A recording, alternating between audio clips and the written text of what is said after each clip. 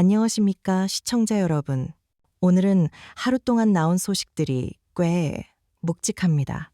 여론조사 결과부터 외교 통일 현안, 재외 동포 정책의 차별 문제, 그리고 통일교 금품 의혹에 대한 특검 여론, 마지막으로 사법개혁과 내란 전담재판부를 둘러싼 정치권 반응까지 서로 떨어져 보이지만 사실은 한 줄로 이어져 있습니다. 지금 정부가 어디에 방점을 찍고 있고 국민이 어떤 지점에서 기대와 주문을 동시에 보내고 있는지 그 흐름이 보이는 하루였거든요. 먼저 오늘 나온 여론조사 얘기부터 차분히 보겠습니다. 한국갤럽 조사에서 이재명 대통령의 직무수행에 대해 긍정평가가 55%, 부정평가가 36%, 유보가 9%로 나왔습니다. 지난주 대비로 보면 긍정은 1%포인트 내려갔고 부정은 2%포인트 올라갔다고 하죠. 숫자만 놓고 보면 살짝 내려갔다 정도입니다. 이게 중요하냐 안 중요하냐를 떠나서 여론조사라는 건 늘 상승 하락 자체보다도 왜 그렇게 평가했는가가 훨씬 더 중요한데요. 긍정 평가 이유를 보면 소통, 국무회의 업무보고가 가장 높게 잡혔고 그 다음이 외교, 경제, 민생 순으로 나왔습니다. 이 부분이 꽤 의미가 있어요.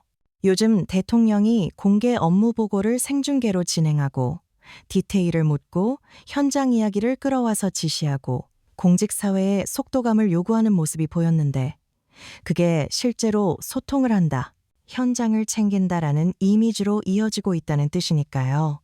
또 외교가 긍정 이유 상위에 올라왔다는 건 국제 정세가 흔들릴수록 외교의 체감도가 커지고 있다는 반증이기도 합니다. 부정평가 이유에서는 경제 민생이 가장 많이 언급됐고 그 다음으로 도덕성 문제, 독단 독재, 외교, 과도한 복지 같은 이유들이 이어집니다. 여기서 중요한 건 긍정에서도 경제 민생이 나오고 부정에서도 경제 민생이 나온다는 겁니다. 지금 국민이 가장 예민하게 보는 것도 경제이고 가장 빨리 성과를 보고 싶어 하는 것도 경제라는 거죠. 즉, 경제는 성과가 보이면 지지로 연결되고 체감이 늦으면 불만으로 이어지는 가장 직접적인 영역입니다. 정당 지지도에서는 민주당 40%, 국민의힘 26%로 격차가 오차 범위 밖으로 나타났다고 하는데요. 이 숫자 자체가 말해주는 건 현재의 정치 지형에서 주도권이 어디로 쏠려 있느냐입니다. 하지만 동시에 무당층이 26%로 크게 잡힌 것도 눈에 띄죠. 여전히 어느 편도 확 마음에 들진 않는다는 층이 많다는 뜻이고, 그래서 앞으로도 메시지 하나, 정책 하나가 여론을 흔들 수 있는 여지가 큽니다. 그리고 오늘 여론조사에서 또 하나 크게 눈에 띈 게 있습니다. 통일교 금품수수 의혹과 관련해 특검을 도입해야 한다는 응답이 62%로 나왔다는 점입니다. 반대는 22%, 유보는 16%였고요. 이건 그냥 특검 찬반을 넘어 국민이 부패 의혹을 어떤 방식으로 처리하길 원하는지 그 기대치를 보여주는 대목입니다.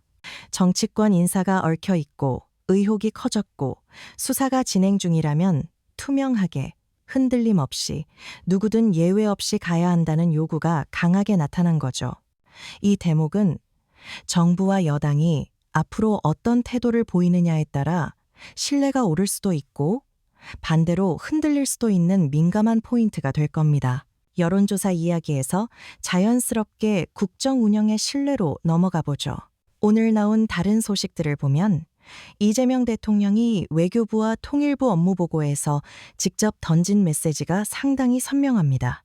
하나는 재외동포 정책에서 국가별 차별이 없어야 한다는 지적이고, 또 하나는 남북관계 개선의 방향, 그리고 외교의 역할을 경제 영토 확장으로 분명히 규정한 점입니다.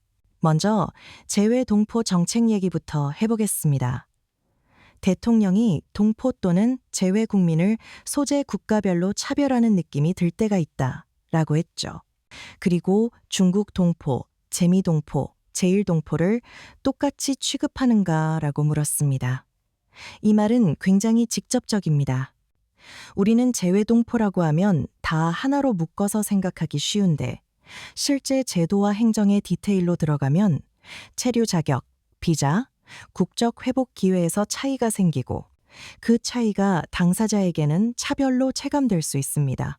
대통령이 구체적으로 국적 회복과 체류 자격을 거론한 것도 그 때문이죠. 정말로 모든 영역에서 공평하게 대우하는가라고 묻고 내가 보기에는 차별이 있다고까지 말했습니다.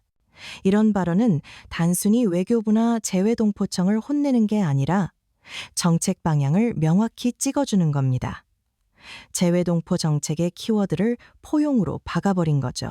억울하지 않게 해야 한다. 가난한 나라, 힘없는 나라에 산다는 이유로 나까지 무시당한다는 생각이 들 수 있다는 표현은요. 사실 정부가 대외 정책을 할 때 가장 경계해야 하는 감정, 상대적 박탈감을 정확히 짚은 말입니다. 같은 국민인데 어디에 사느냐에 따라 대우가 다르게 느껴지면 그건 국가에 대한 신뢰로 직결되니까요. 정부 측은 비자제도 통합을 통해 체류 자격 차별을 해소하겠다고 보고했고 상대국 법제의 제약, 특히 중국의 단일 국적주의 같은 제약이 있다는 점도 설명했습니다. 이 부분이 현실적인 어려움이긴 합니다. 그런데 대통령이 여기서 한 번 더 눌러서 말합니다. 상대국 법제 때문에 생기는 문제는 그렇다 치더라도 우리 내부에서는 최소한 차별하지 않는 게 바람직하다. 이게 핵심입니다. 바깥 때문에 어쩔 수 없는 문제와 우리 내부에서 고칠 수 있는 문제를 구분해서 우리가 고칠 수 있는 것부터 고쳐라는 주문이니까요. 이런 발언은 재외동포들에게만 의미가 있는 게 아닙니다. 국내에 사는 사람들에게도 국가는 누구든 공정하게 대우해야 한다는 원칙을 재확인하는 메시지예요. 공정과 형평을 대통령이 직접 꺼내들었다는 점에서 정치적 언어가 아니라 행정의 기준으로 내려오는 느낌이 있습니다. 이제 남북 관계 얘기로 넘어가 보겠습니다. 대통령이 통일부의 역할을 분명히 했죠. 남북 관계 개선은 통일부가 해야 할 역할이다.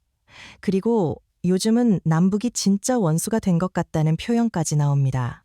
상당히 강한 표현입니다. 단순히 어렵다가 아니라 체감적으로 원수라는 단어를 쓴 거니까요. 그만큼 현재 상황이 꽉 막혀 있다는 인식이 드러납니다.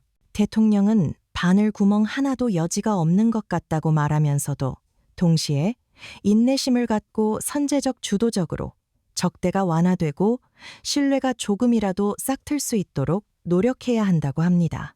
여기서 중요한 단어가 두 개입니다. 인내심, 그리고 선제적, 주도적. 그냥 기다리며 상황이 좋아지길 바라는 게 아니라 정부가 주도적으로 작은 구멍이라도 만들겠다는 뜻이죠.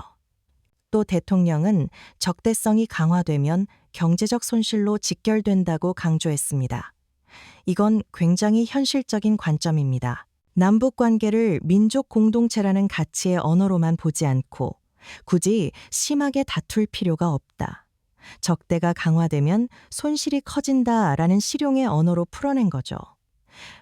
이런 접근은 오히려 국제사회와 국내 여론 모두를 설득하는 데 도움이 됩니다. 이상론만으로는 움직이기 어려운 시대니까요.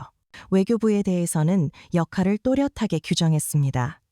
외교는 경제 영토를 확장하는 데 가장 큰 역할을 한다. 재외공관이 문화 진출과 경제 영토 확장의 교두보가 되고 천병 역할을 해야 한다. 이건 말이 좋아서가 아니라 실제로 국제 경쟁이 치열해지는 지금 시점에서 외교의 성과가 곧바로 산업 수출 투자 환경으로 이어지기 때문입니다. 대통령이 형식적인 업무가 아니라 능동적으로 수행하라고 주문한 건 외교를 의전이 아니라 실무 성과로 보겠다는 태도이기도 합니다. 여기까지를 쭉 이어서 보면요. 오늘 하루의 메시지는 이렇게 정리됩니다. 공정과 형평을 내치에 적용하고 실용과 능동을 외교에 적용하고 남북 관계는 현실적 손실을 줄이기 위해서라도 구멍을 뚫어야 한다. 이게 오늘 대통령 발언들이 가진 큰 방향입니다. 그리고 이 흐름과 맞물려 정치권 안에서는 또 다른 이슈가 동시에 움직이고 있습니다. 내란 전담재판부, 사법개혁, 그리고 대법원의 예규 제정에 대한 민주당 지도부의 반응이죠. 정청래 대표가 진작에 하지 그랬냐고 말한 부분은 그만큼 사법부가 늦었다고 보고 있다는 뜻입니다. 민주당이 특별법 추진을 말하자마자 대법원이 자체 안을 내놨다는 식의 해석도 덧붙였고요. 침대 축구라는 표현까지 등장했습니다. 강한 언어죠. 여기서 시청자 여러분이 포인트를 하나 잡으면 좋습니다. 지금 논쟁은 전담재판부가 필요하냐 아니냐만이 아닙니다. 속도와 신뢰의 싸움입니다. 국민 입장에서는 중대한 사건은 신속하고 공정하게 결론이 나야 한다는 기대가 있고, 정치권은 그 기대를 두고 서로 너희가 늦췄다, 너희가 정치화한다를 주고받는 구도입니다. 민주당은 대법원 예규는 예규일 뿐, 언제든 변경 가능하다는 불안 요소를 강조하면서 특별법을 계속 추진하겠다는 입장을 밝혔고, 동시에 대법원의 예규 제정이 전담재판부 설치가 문제없다는 걸 자인한 것이라고 해석합니다. 이건 앞으로 사법개혁 논쟁이 단순한 감정 싸움이 아니라 제도 설계 경쟁으로 옮겨갈 수 있다는 신호이기도 합니다. 이런 사법 이슈가 왜 오늘의 여론조사와 연결되느냐? 바로 신뢰 때문입니다. 국민이 특검 필요성에 62%나 동의한다는 건 단순히 한 사건 때문이 아니라 제도가 제대로 작동하느냐에 대한 불안이 깔려 있다는 뜻일 수 있습니다. 그래서 정부와 여당이 사법개혁, 수사제도, 공정성에 대해 어떤 태도를 보이느냐는 지지율과도 결국 맞물리게 됩니다. 마지막으로 여론조사에서 국가보안법 폐지안에 대해 유지해야 한다가 55%, 폐지해야 한다가 21%였다는 결과도 같이 나왔는데요. 이 대목은 지금 정부가 남북관계 개선을 말하면서도 국내 여론의 기본 정서는 여전히 안보 이슈에 보수적으로 기울어 있는 부분이 있다는 걸 보여줍니다. 그러니까 대화의 문을 열자는 메시지를 내더라도 국민이 불안해하지 않도록 설계와 설명이 굉장히 정교해야 하는 시기라는 겁니다.